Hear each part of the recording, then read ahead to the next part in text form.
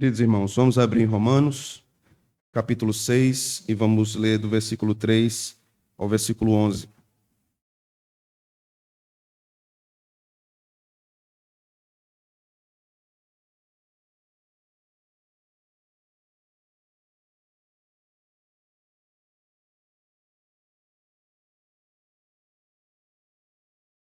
Diz a Escritura: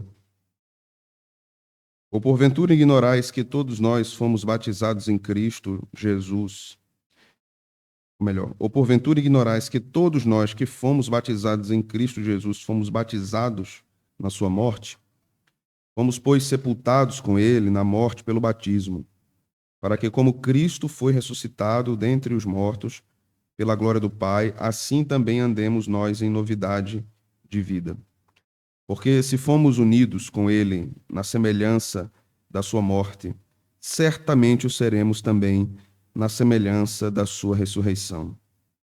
Sabendo isto, que foi crucificado com ele o nosso velho homem, para que o corpo do pecado seja destruído, e não sirvamos o pecado como escravos. Porquanto quem morreu está justificado do pecado. Ora, se já morremos com Cristo, cremos que também com ele viveremos, sabedores de que, havendo Cristo ressuscitado dentre os mortos, já não morre, a morte já não tem domínio sobre ele. Pois, quanto a ter morrido de uma vez para sempre, morreu para o pecado, mas quanto a viver, vive para Deus. Assim também vós, considerai-vos mortos para o pecado, mas vivos para Deus, em Cristo Jesus. Amém. Senhor, bendizemos o teu nome pela tua palavra, e nesta hora que estamos atentos, assentados à relva, para nos alimentarmos do pão espiritual, nós pedimos que o teu Espírito Santo abra o nosso entendimento e os nossos corações. Amém. E sejamos instruídos pela tua palavra. Converte-nos a ti, Senhor, e seremos convertidos. Sejamos afastados do pecado por meio da santificação que vem do Espírito, por meio da palavra, para a igreja. O Senhor use a tua palavra para nos edificar, para nos fortalecer espiritualmente, para que sejamos crentes mais santos. Para aqueles que não conhecem o evangelho da graça ainda, que sejam eles levados a este evangelho. Amém. E sejam eles convencidos não pela fala humana, mas pelo poder do Espírito Santo, que usa a palavra para converter corações e transformar vidas. O Senhor consegue penetrar onde ninguém consegue dentro de nós. O Senhor nos sonda e nos conhece, conhece o nosso sentar e o nosso levantar, conhece tudo sobre nós. Aplica, Senhor, a Escritura nessa noite onde eu não consigo aplicar. Coloca ela, Senhor, onde eu não consigo colocar. Fala as consciências do teu povo nessa noite, daqueles que estão aqui nos visitando. Que sejamos impactados pela tua palavra, pela sua pureza, sua simplicidade, sua sabedoria. E que possamos caminhar assim até o dia do teu glorioso retorno. É o que nós te oramos no nome de Jesus. Amém. Podem sentar, meus irmãos.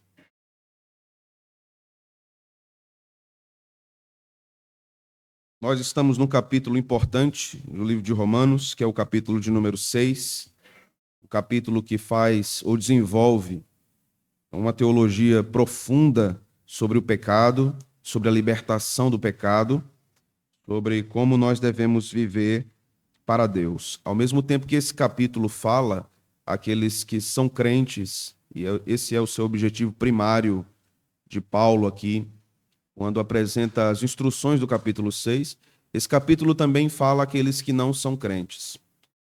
Devemos considerar inicialmente que Paulo está falando contra uma posição já no primeiro século que vigorava e que perturbava a igreja e que ainda perturba hoje.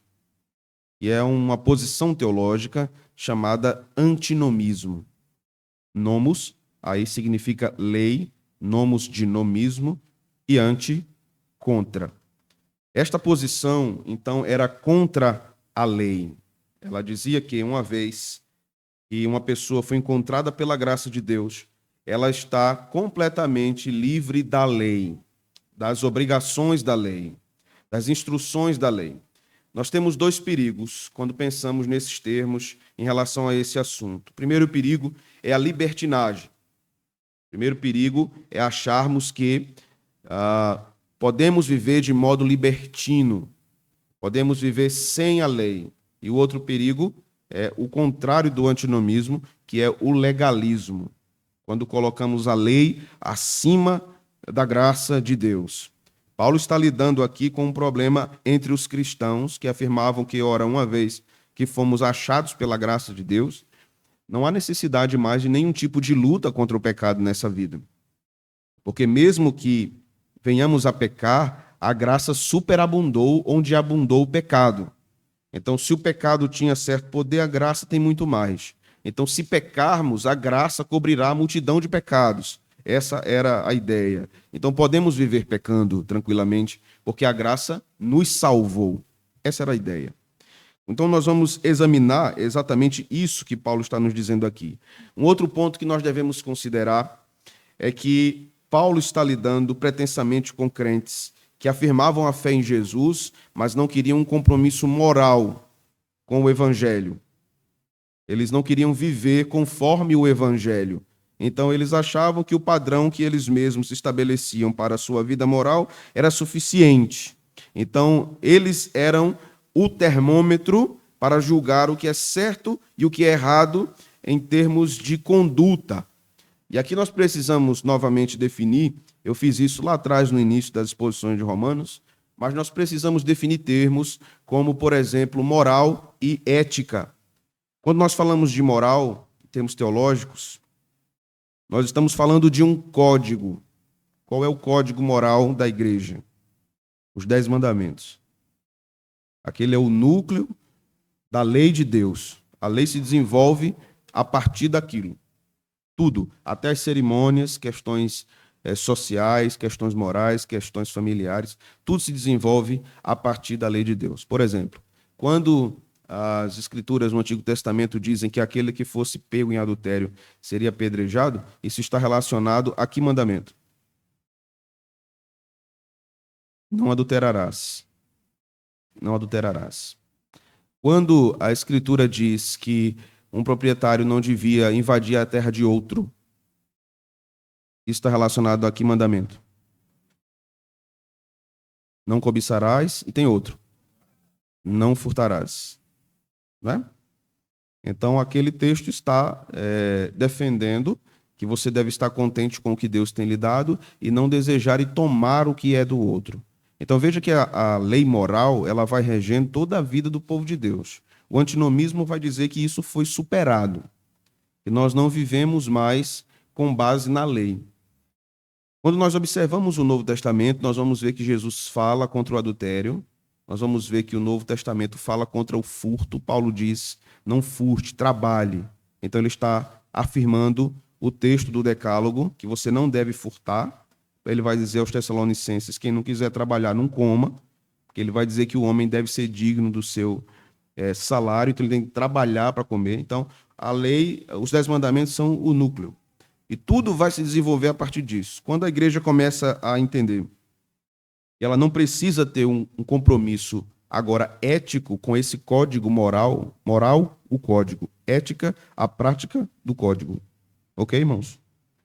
A ética é a forma que nós vivemos esses preceitos morais. Quando nós observamos a estrutura dos 10 mandamentos e observamos os acordos antigos entre senhores e servos de terras, vamos observar que Moisés segue o mesmo modelo que era utilizado naqueles tempos no Antigo Oriente Próximo.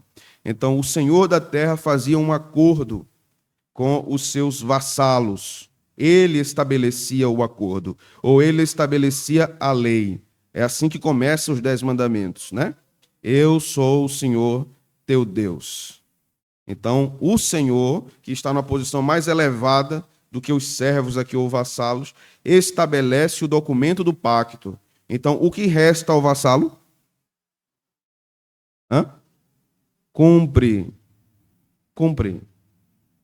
Se os vassalos quebram o acordo, o que é que o Senhor faz? Corrige-os, disciplina-os. Mas a aliança foi firmada pelo Senhor, não pelos vassalos. Então, o Senhor que afirma a aliança, ele mantém a aliança. Se os vassalos quebram isso, ele vai corrigi-los, ele vai exortá-los, e é o que Deus faz exatamente quando Deus envia profetas ao povo. Havia uma declinação da fidelidade dos sacerdotes, havia uma crescente infidelidade dos sacerdotes. Nós observamos isso claramente no livro de Samuel, no primeiro livro, com o sacerdote Eli e seus filhos que viviam de forma dissoluta, de forma horrorosa naquele tempo em termos de moral, e o sacerdote não exortava seus filhos, ele não corrigia seus filhos. Então, qual foi o recado do Senhor a Eli por meio de Samuel? Que o Senhor ia corrigir aquilo. Eli não tinha corrigido, então o Senhor iria corrigir. Então, a partir de Samuel, nós vamos começar a perceber uma geração, é até perigoso esse termo, mas é esse termo mesmo, uma geração profética, que não tem nada a ver com geração profética que estão dizendo por aí, irmãos. Culto profético, geração profética, não sei o que, oração profética, não tem nada a ver com isso. É uma era profética que começa a se desenvolver. Nós observamos no Antigo Testamento que Moisés era um profeta, né? Podemos dizer que um dos primeiros, não o primeiro, porque o profetismo em Israel vai se desenvolvendo desde o Gênesis. Nós vamos estudar Gênesis nos domingos pela manhã e vamos observar isso. Mas a coisa começa a aprofundar-se, a alargar-se em termos de profetismo no Antigo Israel a partir de Samuel. Vai chegar a um ponto muito alto, né, com os profetas Isaías, Jeremias, que são aqueles que chamamos de profetas maiores, né? Eles não são conhecidos como profetas maiores por causa da sua importância, mas por causa do volume do seu texto, do seu escrito. Então, os livros são maiores, então são chamados de profetas maiores. Existiram aqueles profetas escritores e aqueles profetas que não foram escritores. Então, por exemplo, não temos nenhum registro de livros de Elias ou de Eliseu, mas eles eram profetas e os que eles diziam vinha da parte de Deus. E temos os profetas escritores, que são aqueles que estão nas Escrituras, e existiram outros profetas escritores, como o livro de Gade, por exemplo, que não é um livro ou não foi um livro escolhido pelo Espírito Santo para ser considerado canônico, para estar nas Sagradas Escrituras. Isso não quer dizer que o que esses profetas falaram não foi inspirado por Deus. Os profetas eram movidos pelo Espírito Santo para ensinar a igreja, mas o Espírito faz uma seleção de textos. E são esses textos que nós temos nas Sagradas Escrituras. Então os profetas vão convocando o povo para a aliança, um povo afastado da aliança. Então vão chamando o povo para viver de novo conforme a lei. E essa linguagem profética está sempre muito relacionada à moral. Então você vai observar, por exemplo, no Antigo Testamento, e muitas vezes os profetas dizem que Israel adulterou contra Deus. Então os profetas vão usando essa linguagem moral, né, moralista no bom sentido, para trazer o povo à fidelidade à sua aliança com Yahvé. Dito isso, nós precisamos considerar agora a estrutura do texto que Paulo nos dá aqui em Romanos 6, do 3 ao 11.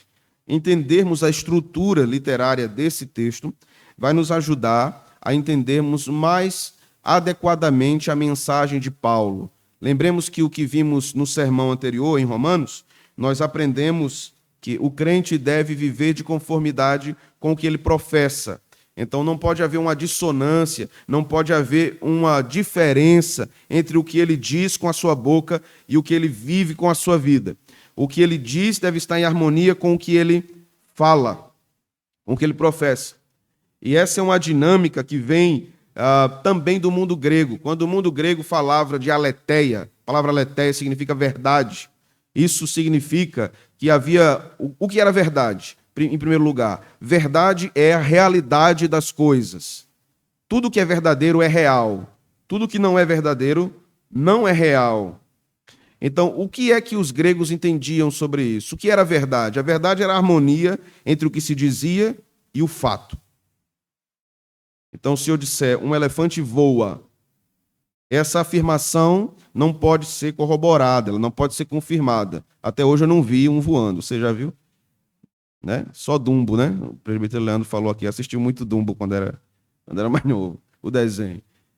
Então, precisa haver uma harmonia entre o que se diz de uma coisa e o que aquela coisa é. Então, nós não podemos, só com base nisso, nós não podemos descartar a lei de Deus. Porque a lei de Deus diz a verdade sobre o que somos. O que somos? Somos idólatras. Ou não? Somos idólatras. O que somos? Somos cobiçosos. O que somos? Somos invejosos. O que somos? Somos insatisfeitos. O que somos? Somos pessoas que desonram aqueles que o Senhor colocou sobre nós. O que somos? Desonramos aqueles que nos amam, os nossos pais. O que somos? Somos mentirosos. Por aí vai. Todos os 10 mandamentos vão nos mostrando a nossa natureza pecaminosa. Então, se nós abandonamos a lei, nós abandonamos a verdade. O fato é, a lei não pode nos salvar. Esse é o ponto. Ela não pode nos salvar. Ela é necessária para nos conduzir à verdade sobre quem somos. Ela nos diz quem somos. Mas ela não pode nos salvar. O que é que ela promove em nós? Desespero. Isso é intencional, porque Deus vai mostrando aos homens que eles são absolutamente incapazes de melhorar. Absolutamente capazes de alcançar a salvação por si mesmos, porque eles quebram aquela lei. Então não podemos abandonar a lei. Mas o que é que Deus nos dá? A graça. A lei diz, você é isso. Então, diante da lei, nós dizemos o que o apóstolo disse. É impossível um homem ser salvo. Entende? É impossível um homem ser salvo. Olhando para a lei, você lê os 10 mandamentos todos os domingos à noite. E aí eu lhe pergunto, você cumpriu todos eles essa semana?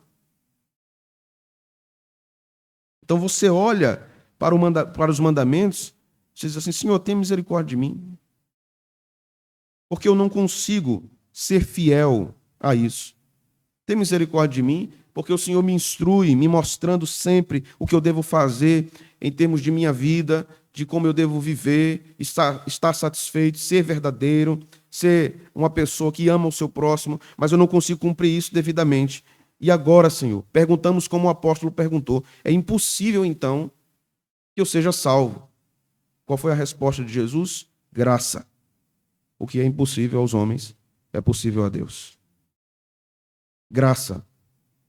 Jesus está dizendo, realmente você não consegue, realmente você não pode, realmente você não tem força, mas eu tenho. Mas eu tenho. E eu não tenho força apenas para salvar você do pecado. Eu tenho força e poder para ajudar você a vencer o pecado. É o que Paulo está trabalhando nesse texto. Então, a estrutura literária desse texto é o que nós chamamos de quiasmo. Nós já falamos disso em outro sermão. O quiasmo é uma estrutura muito interessante da literatura judaica que usa as extremidades e vai levando você até um centro. Então, existem livros inteiros na escritura em forma de quiasmo. Esse tipo de leitura para um judeu era muito comum. Mas para nós é muito diferente, né? Porque nós sempre queremos uma leitura muito cronológica, né? Muito linear. O judeu sempre pensa de modo mais cíclico. Os argumentos sempre vão voltando e eles vão se repetindo. Então, essa é a forma de orientar o pensar, o judeu que está naquele contexto. E quando nós aprendemos a forma que eles pensavam, aprendemos também a forma que eles escreviam. E quando nós aprendemos a forma que eles escreviam, entendemos melhor a Escritura. Então, esta porção que nós lemos do verso 3 ao verso de número 11 está em quiasmo. Primeiro eu vou ler essa estrutura na forma de quiasmo e depois nós vamos continuar considerando cada parte individualmente, ok?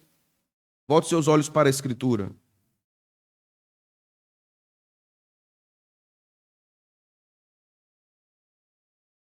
Veja que Paulo escreve numa forma que ele pega as pontas dos textos e vai levando até o centro que está no versículo 7. A conclusão desse trecho que nós lemos não é o versículo 11, é o versículo 7. Então observe o verso 3. Ou porventura ignorais que todos nós fomos batizados em Cristo Jesus, fomos batizados na sua morte? Ele faz uma pergunta.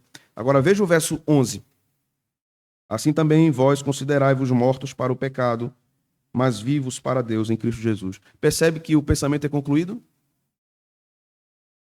Quando você lê o 3, você lê o 11, você percebe que Paulo fechou uma ideia. Agora você lê o verso 4 e o verso 10. Fomos, pois, sepultados com ele na morte pelo batismo, para que, como Cristo foi ressuscitado dentre os mortos pela glória do Pai, assim também andemos nós em novidade de vida. Verso 10. Pois quanto a ter morrido de uma vez para sempre, morreu para o pecado, mas quanto a viver, vive para Deus. Agora veja o verso 5 e o verso 9. Porque se fomos unidos com ele na semelhança da sua morte, certamente o seremos também na semelhança de sua ressurreição. Verso 9. Sabedores de que, havendo Cristo ressuscitado dentre os mortos, já não morre, a morte já não tem domínio sobre ele. Percebe que há que é a conclusão do raciocínio, né? Isso aqui é feito propositalmente, né? Então, em termos literários, é uma escrita belíssima. Belíssima. Mas nós vamos continuar aqui. Veja o verso 6 e o verso 8. Sabendo isto, que foi crucificado com ele o nosso velho homem, para que o corpo do pecado seja destruído, e não sirvamos o pecado como escravos. Verso 8. Ora, se já morremos com Cristo, cremos que também com ele viveremos. E então a conclusão, verso 7. O que é que diz o verso 7?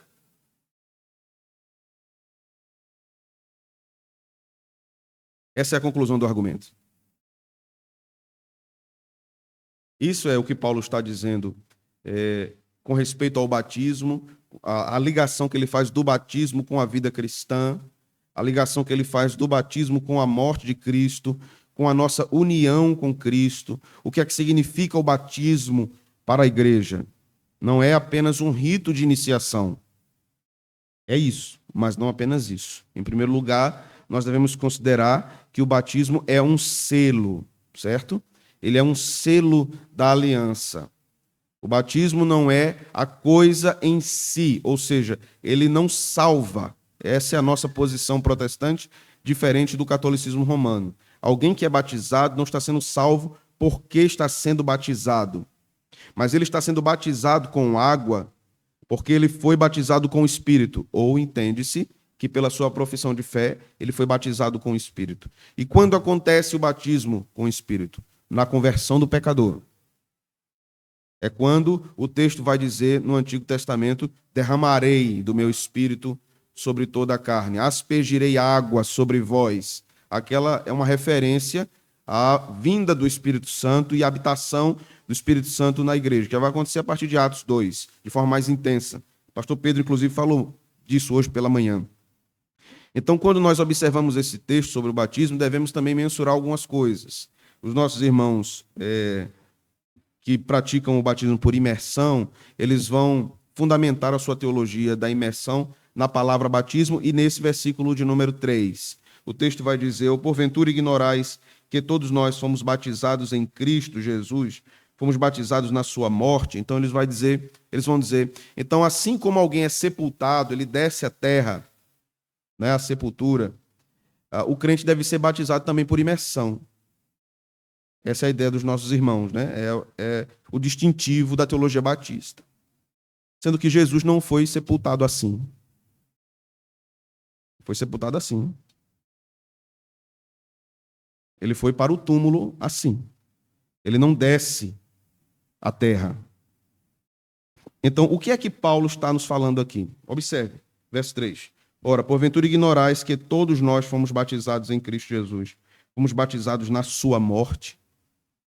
Por que somos batizados na morte de Jesus? Precisamos perguntar isso. Porque a morte de Jesus é que promove o perdão dos nossos pecados. Então, quando Jesus morre, está havendo uma união dele com os seus eleitos. Então, na sua morte, nós somos batizados. Aqui, nós precisamos notar o seguinte: fomos batizados em Cristo Jesus, fomos batizados na sua morte. Então, o batismo vai demonstrar a união do crente com Cristo e sua obra redentora. O crente vai afirmar sua fé nessa obra redentora, que traz perdão e libertação dos seus pecados. No verso 4, fomos, pois, sepultados com ele na morte pelo batismo, para que, como Cristo foi ressuscitado dentre os mortos, pela glória do Pai, assim também andemos nós em novidade de vida. O que é que Paulo está ensinando agora? Que quando recebemos o batismo, isso é um símbolo, um selo, que demonstra aos homens um testemunho de que nós não somos mais aqueles que estavam mortos em pecados. Nós morremos na morte de Cristo.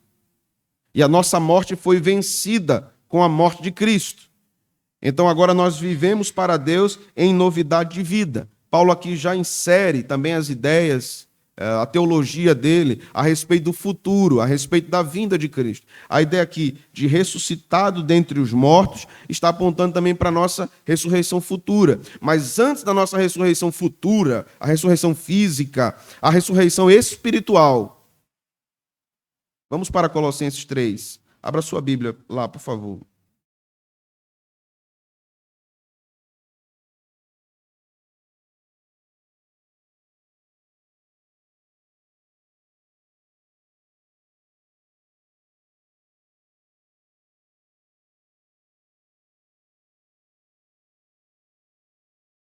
Veja o verso 1. Portanto, se fostes ressuscitados juntamente com Cristo, buscai as coisas lá do alto. Percebe que é impossível que Paulo esteja falando aqui com crentes glorificados? Porque ele está se dirigindo a uma igreja. Que igreja é essa? De Colossos. Então, o que é que ele diz à igreja de Colossos? Portanto, se fostes ressuscitados... Então, Paulo não mandou essa carta para o céu, né? Ele não mandou a correspondência para o paraíso.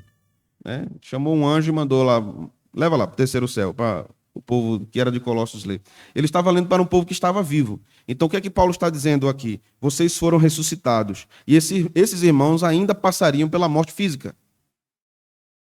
Então, que ressuscitados é esse? Que termo é esse que Paulo está usando? Ele está falando daqueles que estão vivendo em novidade de vida. E ele continua aqui.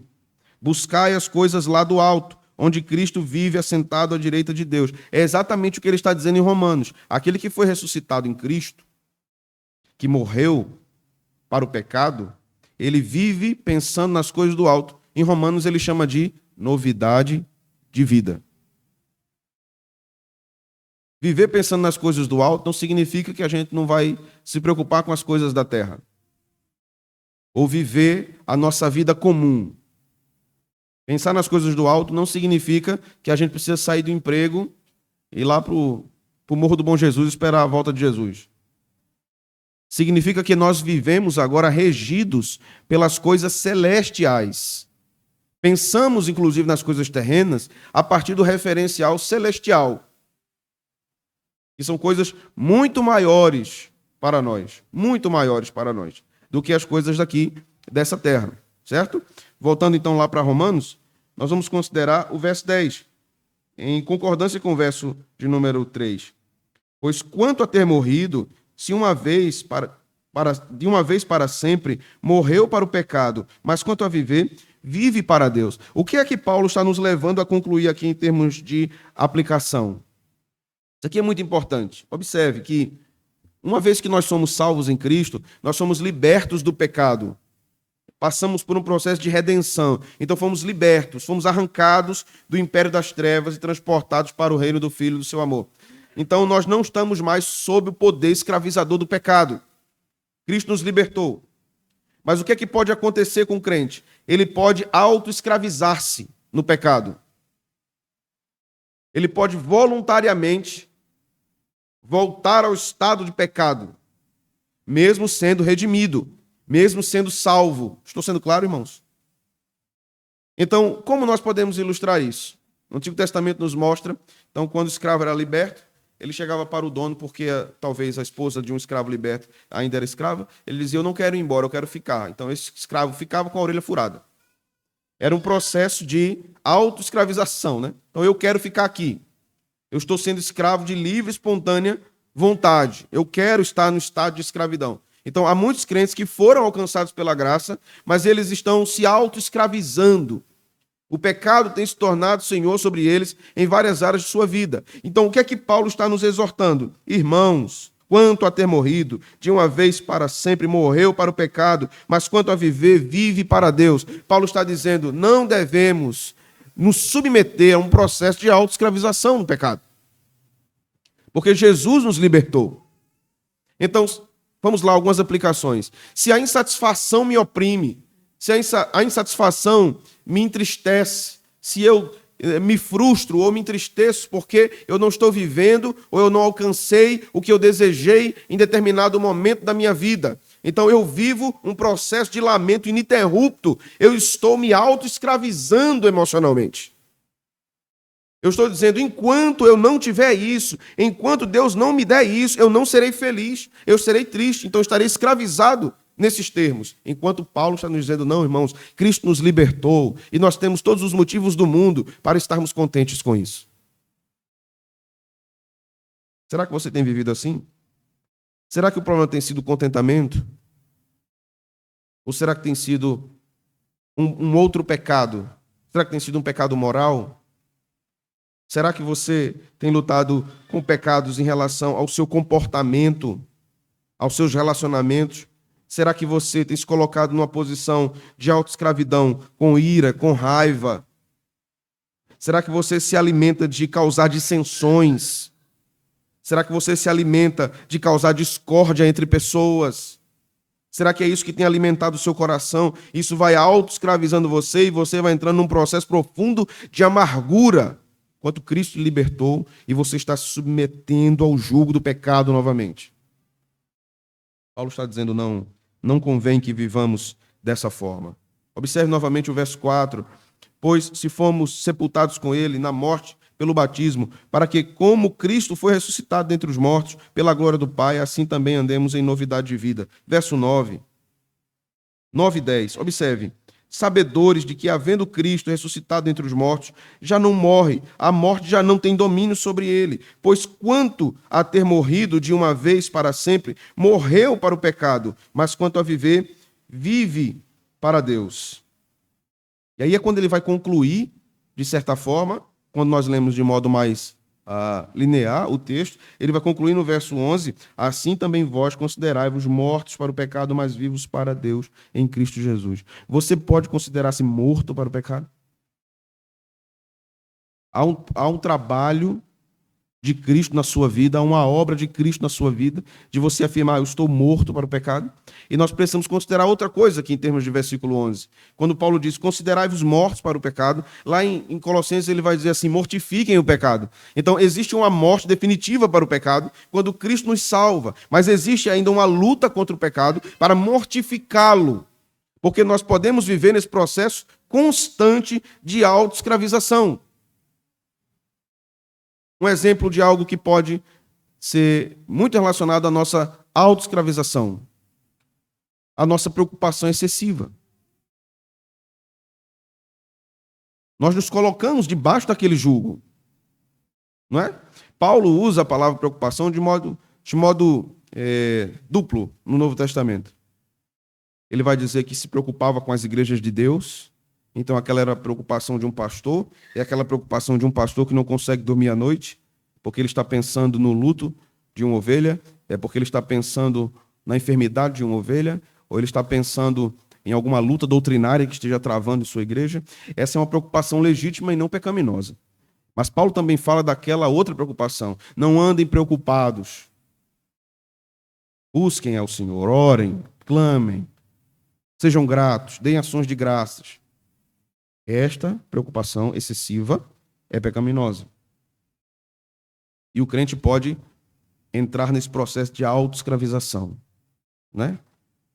E é uma luta, sabe por quê? Porque a nossa mente tende a aceitar essas preocupações como determinantes, enquanto o Senhor está dizendo assim: eu sou aquele que reina sobre sua vida. Eu sou aquele que guarda você. Eu sou aquele que dirige você. Eu sou o Senhor teu Deus. Eu sou o Deus que te guardo. Ele diz isso várias vezes nas Escrituras, né? Eu sou o Deus que te guardo. Enquanto as nossas preocupações estão dizendo assim, por outro lado, Ele não te guarda. Ele não te guarda. Ele não te poupa. Ele não é bom com você. Ele está só esperando a oportunidade de trazer um mal sobre você. Enquanto a Escritura vai nos dizer que o guarda de Israel não dorme. Que Ele é quem nos guarda. Que Ele não cochila, que Ele não dormita. Enquanto no outro lado, nesse processo de autoescravização mental, os nossos sentimentos estão dizendo: não, Ele não vai te proteger. Você tem que desenvolver algum mecanismo de autodefesa, mesmo quando nós não temos nenhuma possibilidade de nos defendermos. Então nós estamos entrando num processo contínuo de autoescravização. E aí você pode dizer: mas pastor, eu sou tomado por isso. Eu sei. Eu também sou. E muitas preocupações nossas nós não escolhemos, elas vêm, elas invadem, elas nos sufocam, elas apertam a nossa garganta, elas tiram o nosso sono, elas tiram o nosso apetite, elas tiram nossa alegria, elas tiram nossa vontade de sorrir, elas tiram de nós a beleza diante dos nossos olhos. Nada para nós agora é belo, tudo é feio, tudo é cinzento. Para onde nós devemos olhar? Será que isso já aconteceu com você? Certo dia, à tarde, eu estava fazendo uma caminhada e, de repente, surge diante dos meus olhos um grande arco-íris. Um grande arco-íris. Aquele é um sinal da aliança com Noé. Quando Deus disse a Noé: eu preservo a minha criação. Todas as vezes que nós observamos um grande arco-íris no céu, Deus está dizendo também ao seu povo: eu preservo a minha criação e preservo o meu povo. Além da Escritura, Deus nos dá esse grande sinal. E Deus nos dá muitos outros, porque Jesus vai dizer assim: olha os pássaros, Deus cuida deles, dá de comer. Olha as flores, Deus as veste. Olha os animais, Salmo 104. Olha os animais, Deus os alimenta. Deus sustenta toda a criação e sustentou até hoje. Quantos anos você tem? 60, 50, 70, 30, 20. Desde a criação do mundo, Deus sustenta todas as coisas. Então, o que justifica a minha mente me dizer que Deus não vai me sustentar? Que Deus não é capaz de me manter? Que Deus não é capaz de me preservar a uma grande tormenta, a uma grande luta? Esse é um engano da minha mente por causa do pecado. Esse é o pecado me empurrando para um processo de autoescravização e de não confiança no senhorio de Cristo. Eu não devo me esquecer que Ele é o que domina sobre tudo. Ele é aquele que acalmou a tempestade. Ele é aquele que repreendeu os demônios, é aquele que expulsou enfermidades, é aquele que ressuscitou mortos. Ele é o mesmo Deus. E o mesmo Deus capaz de, da mesma forma que acalmou tempestades e que andou sobre as águas, é o mesmo Deus capaz de acalmar as tempestades da minha alma e da sua, do meu coração e do seu. Ele é o mesmo que supriu uma grande multidão de mais de 10 mil pessoas na multiplicação dos pães, com 5 pães e 2 peixes. É o mesmo Deus que cuida de mim, de você, da minha mesa e da sua. Então o que é que Paulo está nos dizendo? Vamos viver de modo escravizado pelo pecado? Não, irmãos, vivamos em novidade de vida. Todos os dias temos motivos para agradecer a Deus por sua bondade, por sua graça, por sua misericórdia sobre nossa vida. Veja, o texto nos ensina esse grande ensinamento de novidade de vida do cristão. E está muito relacionado ao que os salmistas chamavam de cântico novo. Cântico novo. Cântico novo não tem a ver com música nova. Tem a ver com disposição de minha alma em cantar um novo cântico ao Senhor. Com a disposição de contentamento. Embora tudo pareça que eu deva estar sempre lamentando. Eu sei que existem momentos de lamento na vida do cristão. Existem momentos que nós não temos como dar graças de modo alegre por uma grande bênção. É um tempo de lamento, muitas vezes, e nós devemos entender isso. Mas quando nós entendemos a respeito de novidade de vida, de novo cântico, a Bíblia está nos dizendo o seguinte: você deve entender qual é a mensagem. Qual é a mensagem? A mensagem de João Batista. Importa que ele cresça, cresça, cresça, cresça, cresça, e que eu diminua. Porque se ele cresce na minha vida, isso é para meu bem. Quanto maior ele for na minha vida, isso é para meu bem. Quanto mais honra lhe der, não apenas com meu louvor, não apenas com meu canto, não apenas com minhas disciplinas espirituais, mas com o meu coração, com a forma que eu vivo. Quanto mais honra lhe der, maior ele será na minha vida. Outra coisa que aprendemos aqui é que no batismo declaramos que somos de Cristo, que há um elo de ligação entre nós e Deus. E esse elo é Jesus. O batismo é essa manifestação física de que nós estamos com Deus por meio de Jesus. Por isso um crente deve receber o batismo. Por isso é incoerente um crente dizer: eu amo demais Jesus, mas eu não quero me batizar. Ele não entendeu o que é o batismo. Ele não entendeu que mesmo que nós não acreditemos que o batismo regenera, a execução do sacramento é poderosa para a vida do cristão e para a comunidade. Porque o batismo reafirma diante da igreja a nossa aliança com Deus, da mesma forma que a Santa Ceia reafirma a nossa aliança com Deus. Quando nós observamos os crentes recebendo o batismo, nós estamos de novo reafirmando: bendito seja o Senhor. Eu também faço parte desse povo. Eu também faço parte dessa aliança. Eu também faço parte desse pacto. Todas as vezes que contemplarmos os batismos na igreja, devemos bendizer ao Senhor. Não apenas porque Deus está dando crescimento à igreja, mas porque Ele está nos lembrando: eu salvo um povo. Eu sou o redentor de um povo. Vamos para o verso 5. Observe. Porque se fomos unidos com Ele na semelhança da sua morte, certamente o seremos também na semelhança de sua ressurreição. Veja o verso 9. Sabedores de que, havendo Cristo ressuscitado dentre os mortos, já não morre. A morte já não tem domínio sobre ele. Observe como Paulo liga a vida de Cristo, sua morte e ressurreição, a nossa morte para o pecado e a nossa ressurreição para a vida. Então o pecado já não tem domínio nenhum sobre aquele que está em Cristo. Porque aquele que está em Cristo, nova criatura é. As coisas velhas já passaram e tudo se fez novo. Observe isso, porque isso é maravilhoso para nós. Observe atentamente o versículo 9. Paulo diz: sabedores de que, havendo Cristo ressuscitado dentre os mortos, já não morre. Então, uma vez que o crente foi salvo por Cristo, ele não morre mais. Não é possível um crente salvo em Cristo perder a salvação. Porque ele está vivo agora. E ele não conquistou a vida lhe foi dada. Lázaro não acordou simplesmente do túmulo. Ele ouviu uma voz que dizia: saia, levante-se, venha em direção àquele que é a própria vida. Aquela é uma ressurreição temporal e física. Jesus nos ressuscita, em primeiro lugar, espiritualmente. Ele chegou na frente de nosso túmulo de pecado e disse: viva, ressuscita, ressuscite, escute a minha voz. Irmãos, e não há nenhum morto que escute a voz daquele que disse: eu sou a vida, que não levante-se e ande novamente. Não volte para Deus. A voz de Jesus é poderosa para trazer vida ao morto. Se você está aqui nessa noite e não conhece Jesus ainda como Senhor de sua vida, como Salvador, ouça a convocação do Salvador.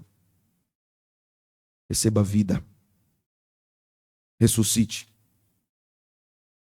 Que os teus olhos sejam abertos.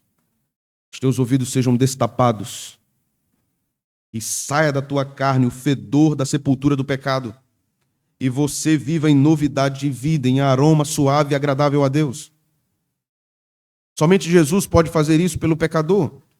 Há muitas pessoas buscando respostas em várias situações religiosas ou contextos religiosos. Eles não terão resposta satisfatória, porque a resposta é Cristo. Somente em Cristo o pecador pode encontrar salvação. Mas observe agora o verso 6. Sabendo isto, que foi crucificado com ele o velho homem, para que o corpo do pecado seja destruído, e não sirvamos o pecado como escravos. O corpo do pecado tem a ver com o velho homem, tem a ver com a totalidade do pecado na nossa vida. Tem a ver com a completude dos vícios que nos afastam de Cristo e nos fazem seres completamente depravados em termos do pecado, radicalmente pecaminosos. Esse é o corpo do pecado. Paulo diz, veja, observe, que foi crucificado com ele o nosso velho homem, para que o nosso corpo do pecado seja destruído e não sirvamos o pecado como escravos. O corpo do pecado aqui não se refere meramente ao nosso corpo físico, porque o nosso corpo físico não será absolutamente destruído. Na morte ele vai para a sepultura e ele experimenta a decomposição. Mas na ressurreição ele torna a reviver. Paulo está falando desse complexo de vícios pecaminosos que estão radicalmente presentes no homem. Então isso incapacita absolutamente o homem de dar um passo a Deus. Então, como um pregador pode dizer a um pecador, dê um passo para Jesus? Não pode. Poder pode, né? Mas não deve. Porque um pecador não dá um passo para Jesus. É Jesus que vai ao encontro dele. Jesus é o grande caçador de adoradores. É Jesus que encontra o homem, que vai onde ele está, que vai no seu estado de pecado e o arranca de lá. É isso que ele faz conosco. E quantas vezes ele repete isso? Quando nós estamos em situação de afastamento de Deus ou de frieza espiritual, não somos nós que vamos a ele, é ele que vem. É ele que vem, é ele que nos visita, né? É ele que diz, eu estou com você todos os dias, até a consumação dos séculos. Sou eu que dou um fardo leve e suave a você. Sou eu que trato com o seu coração, com a sua vida. Sou eu, o Senhor, seu Deus, seu Salvador. Veja o verso 8. Paulo diz, ora, se já morremos com Cristo, cremos também que com ele viveremos. O que é que Paulo nos ensina, irmãos? Aqui. Ele nos ensina que a vida cristã terrena, a nossa vida aqui, antes da ressurreição, ou antes da volta de Jesus, né? Ela é vivida de modo que nós continuamos andando, mas mirando o céu. É a vida eterna que rege a nossa vida terrena. A nossa ética, a nossa forma de viver aqui, reflete a vida futura. E isso compreende tudo na nossa vida. Quando você se zangar, se irar contra um familiar, contra um amigo, contra quem quer que seja, se pergunte, eu falaria assim no céu? Eu agiria assim na nova terra? Eu trataria uma pessoa assim lá? Não, obviamente que não, porque o pecado não estará em você. Então é esse padrão que norteia a minha vida aqui. Eu não devo agir assim, porque eu sou regido pela fé, esperança e amor. E quando eu falo de esperança, eu estou falando nesse modelo futuro que guia minha vida presente. Quando eu penso, por exemplo, que eu estou andando na rua, comendo alguma coisa, e vem ao meu coração o desejo de jogar no chão, eu devo me lembrar que na nova terra não há poluição. Porque esse tipo de ato inconsequente que nós realizamos hoje causa muitos problemas ambientais. Então eu não devo fazer isso, porque Deus restaurará a sua terra e libertará a sua terra do jugo do pecado. Inclusive desses comportamentos humanos que pioram a nossa existência na presente era, na terra que nós vivemos hoje. Então eu não devo fazer isso com o meio ambiente. Eu devo preservar, não de forma doentia, né? A gente tem que ter cuidado. Mas de modo que eu honre a Deus como vivo aqui, em termos ambientais. Eu sei que hoje é mais fácil a gente ter uma planta artificial em casa do que uma de verdade. Não é? Porque você também preserva seu tempo. Então, quando você entra na casa de um crente, tem uma palmeira bem bonita. Que palmeira bonita? Isso não é de verdade não, pastor, é de mentira. Digo, mas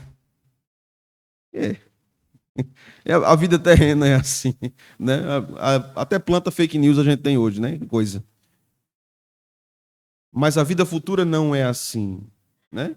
Claro que não tem nada a ver aqui com o que eu estou falando com mãe de planta e pai de planta, certo, irmãos? Mãe de planta e pai de planta é a última novidade do momento. Quando nós chegamos ao verso 7, que é o centro de tudo, Paulo diz: porquanto quem morreu está justificado do pecado, foi declarado justo e vai viver desta forma, entendendo isto. Eu não conquistei a justiça. Não é a ideia romana de que a justificação é quando você cultiva virtudes. Hoje, preste atenção nisso. Hoje, muitos YouTubers, muitos influenciadores digitais católicos romanos estão falando a respeito do cultivo das virtudes, as virtudes morais, né, da humildade e tal, e das virtudes teológicas. Há dois tipos de virtudes estudadas no campo teológico: as virtudes morais e as virtudes teológicas, né? As virtudes teológicas, fé, esperança e amor. E dentro disso nós temos o fruto do Espírito Santo. Mas quando nós falamos no âmbito católico romano que eu tenho que amadurecer as virtudes, então, sendo crescente esse amadurecimento das virtudes, eu sou justificado. Isso é salvação por obras. Não é salvação pela fé.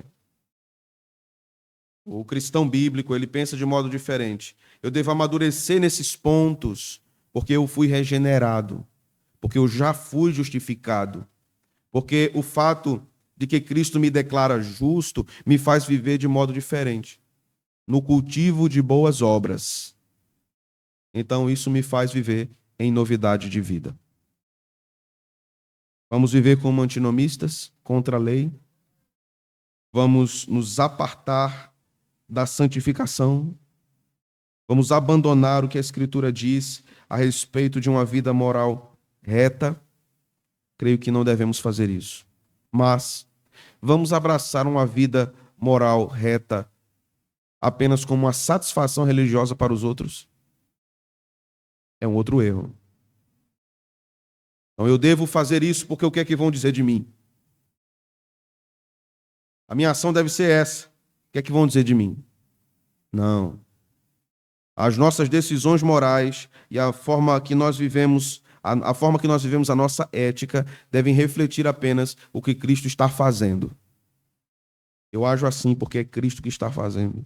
Então, quando alguém diz assim, você é uma pessoa tão boa, o que é que a gente diz? É Jesus, meu irmão. Bom é Cristo. Se não fosse Ele comigo, nada disso acontecia. Quando uma pessoa diz assim, rapaz, você é uma pessoa tão calma.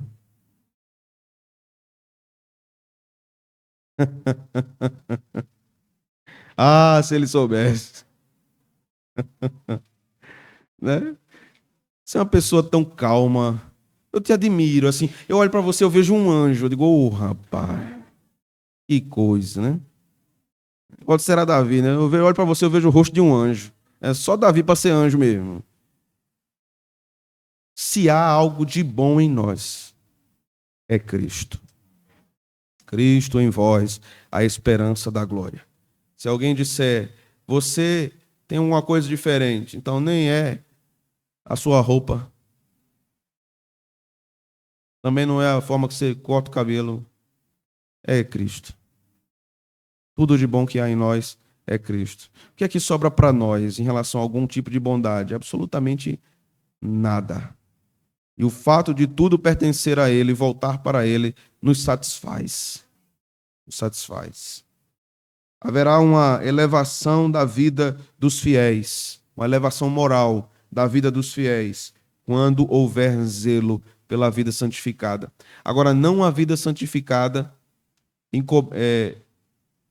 que demonstra a santidade, mas por trás disso a hipocrisia. A verdadeira vida santificada não é a vida que busca a retidão e vive caçando o pecado dos outros. Tá vendo? É uma luta, eu pago um preço para eu viver, né, assim. Eu, assim, com toda humildade, glorifico a Deus mesmo na minha vida. Mas aquele ali não. Aquele ali vai para o inferno. Aquele ali vai para o inferno. Aquele é um ímpio, vai para o inferno. A verdadeira santificação não é assim, irmãos. A verdadeira santificação vai àquele A mensagem vai àquele que não está vivendo de modo digno do Evangelho e diz assim: você não sabe o que você está perdendo. Viver nessa forma no pecado é um atraso para a sua vida. Viver para Deus é a melhor coisa que o homem pode experimentar nessa terra. Considere se você está em Cristo, então. Considere se sua profissão de fé foi verdadeira. Considere se sua declaração de fé condiz com a sua forma de viver. A religião não pode fazer nada para a sua salvação. Só Jesus pode fazer. Somente o Filho pode salvar o pecador. Então, corra para o Salvador. Abrace e beije o Filho. Essa é a mensagem do Evangelho. Corra para o Salvador. E o que é que eu preciso fazer, pastor? Você não pode fazer nada. Mas você pode dizer alguma coisa, é apenas isso. Cristo, Salvador bendito, aceite-me. Receba-me em teus braços. Transforme a minha vida. Eu não consigo me mudar. Eu não consigo me transformar. Por mais alto que sejam os meus padrões morais, isso não pode fazer nada pelo meu destino eterno. Somente o Senhor é o caminho, a verdade e a vida. Somente o Senhor pode levar o homem a Deus. Então leve-me ao Pai. A experiência cristã não se limita apenas ao impacto da graça na hora da conversão, mas há vários outros impactos na nossa santificação. Se somos de Deus, nossa vida dirá a quem estamos servindo. A nossa forma de viver dirá a quem estamos servindo. Se estamos servindo a Deus ou se estamos servindo as banalidades desse mundo, as vaidades desse mundo, os prazeres desse mundo. Se estamos servindo a Deus ou estamos servindo a Mamon. Se estamos servindo a Deus ou se estamos servindo a Baal. A forma de vivermos vai declarar quem é o Senhor de nossa vida. Amém. Vamos orar? Ó Senhor, bendizemos o teu nome nessa noite. Pela tua palavra, pela sabedoria divina contida aqui nessa porção das Escrituras, pela sabedoria que o Senhor deu ao nosso irmão Paulo, e como o Senhor o usou para registrar tão poderosos, profundos e valiosos ensinos. Que o Senhor aplique isso ao nosso viver, ao nosso coração. Que o Senhor tenha misericórdia de nós. Ó Senhor, eu te peço por este rebanho, por meus irmãos. Te peço pelo nosso irmão Luiz Henning, que essa semana foi hospitalizado em Recife. Te agradecemos pelas boas notícias que recebemos hoje a respeito de sua recuperação e de sua possível alta amanhã. Que o Senhor traga teu servo em paz e restaure sua saúde. Te pedimos pela vida de nossa irmã Nete, perdeu seu filho, que o Senhor traga consolação à tua serva. Só o Senhor pode consolar o coração de uma mãe. O Senhor, que é o Deus da consolação, consegue fazer tudo o que nós não conseguimos. Cabe a nós, Senhor, e ajuda-nos a isso, a sempre demonstrar a nossa querida irmã, o nosso afeto, o nosso amor, a nossa solidariedade em Cristo, a nossa disposição para ajudá-la em tudo o que ela precisar, bem como aqueles outros que sofrem na nossa igreja. Agradecemos pela recuperação de nossa irmã Júlia, que o Senhor continue abençoando para que ela melhore, que ela fique bem e novamente possa estar no nosso meio novamente. Ó Deus bendito, Tu és o Deus que cuida do seu povo. Tem misericórdia de nós, tem misericórdia daqueles que estão enfermos, daqueles que precisam do Teu auxílio. Oramos por nossa irmã Raimara, que está enferma, que o Senhor estenda suas mãos, que ela se recupere logo também. Que o Senhor a ajude, Senhor, e bem como aqueles que minha mente não se recorda agora, que o Senhor os visite, que o Senhor traga saúde à sua carne, a seus ossos. Te pedimos por nossa igreja, que haja paz no nosso meio, Senhor, que haja harmonia, que haja crescente comunhão. Te agradecemos pela Tua poderosa mão sobre nós e por tudo que o Senhor tem feito na nossa igreja. Bendito seja o Teu nome. Te peço Tua bênção sobre as crianças, jovens, adolescentes, sobre os idosos de nossa igreja, sobre os viúvos de nossa igreja, sobre os solteiros, adultos. Que o Senhor, por sua provisão, sua providência. Providencie para estes que têm orado por casamento, cônjuges. Te peço por aqueles que têm sofrido com a viuvez, talvez com a solidão, aqueles divorciados que têm lutado contra isso também, aqueles que foram abandonados, que o Senhor estenda suas mãos misericordiosas sobre os teus filhos. O Senhor pode fazer isso. Te peço pelos filhos da igreja que estão desviados, que o Senhor traga-os de volta, que o Senhor os visite e acenda no seu coração o desejo de te servir. Te peço, Senhor, que através deste lugar, desta igreja, da pregação proferida aqui, haja conversões, decisões a Cristo, vidas transformadas. Te peço pelas famílias, pelos casamentos, que o Senhor os preserve. Te peço por nossa cidade, te peço pelas eleições que acontecerão. Livra-nos de homens maus, livra-nos, Senhor, de intenções corruptas, vaidosas, que não glorificam o teu nome. Sabemos que é tão difícil termos homens justos pleiteando o poder público, mas não cansamos de orar ao Senhor. Dê-nos governantes justos, Senhor. Dê-nos vereadores, também a direção do Poder Executivo nessa cidade, que faça isso com justiça para o bem do povo e não apenas para o crescimento pessoal ou para interesses escusos da política partidária.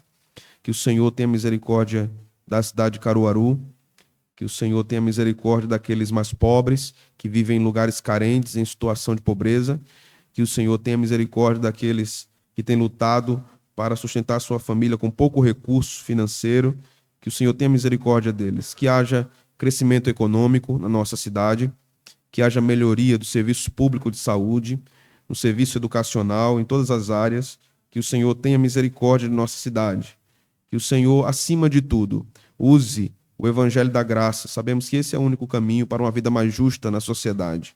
Use os púlpitos, Senhor. Use os pregadores, não para um discurso político, mas para o discurso genuíno do Evangelho. Porque isso mudará as vidas, então mudará também a sociedade. Que o Senhor faça isso por nós, é a nossa petição a Ti. No nome do Pai, do Filho e do Espírito Santo. Amém.